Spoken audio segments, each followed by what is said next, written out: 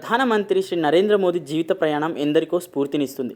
ఒక సామాన్య కుటుంబం నుంచి దేశ అత్యున్నత పదవిని 3 సార్లు అధిరోహించడం ఆయన పట్టుదల, కృషి, దార్శనికతకు ఒక నిదర్శనం. గుజరాత్లోని మెహసానా జిల్లా వాద్నగర్ అనే చిన్న పట్టణంలో 1950లో జన్మించిన మోదీ తన బాల్యంలో ఎదుర్కొన్న సంఘటనలను చూస్తూ దేశం పట్ల, సమాజం పట్ల ఉన్న ఒక దార్శనికత భావం గట్టిగా పాతుకుపోయింది. యువకుడిగా ఉన్నప్పుడే మోదీ ఆర్ఎస్ఎస్లో చేరి కార్యకర్తగా మారారు. ఆర్ఎస్ఎస్లో ఆయన క్రమశిక్షణ, నాయకత్వ లక్షణాలను అలవర్చుకున్నారు. 1987లో భారతీయ జనతా పార్టీలో చేరి పార్టీ సంస్థాగత వ్యవహారాలలో చురుకుగా పాల్గొన్నారు. ఆయన అంకిత భావం, కష్టపడే స్వభావం కారణంగా తక్కువ కాలంలోనే పార్టీలో కీలక పదవులను చేపట్టారు.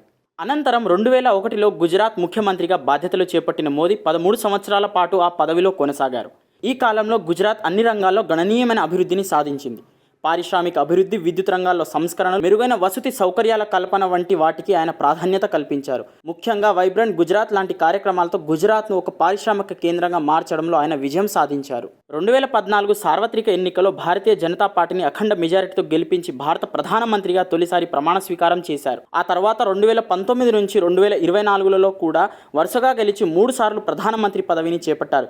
ఇది భారత రాజకీయ చరిత్రలో ఒక అసాధారణ రికార్డు. భారత ప్రధాని అయిన తర్వాత ఆయన Swachh Bharat Abhiyan, make in India, clean Ganga వంటి అనేక ప్రతిష్టాత్మక ప్రాజెక్టులను ప్రారంభించారు. మోదీ ప్రస్థానం అనేది కష్టపడి పని చేస్తే ఉన్నత శిఖరాలను చేరుకోవచ్చని నిరూపించే ఒక ఆదర్శనీయమైన కథనం. ఆయన జీవితం దేశంలో యువతకు ఒక గొప్ప ప్రేరణ.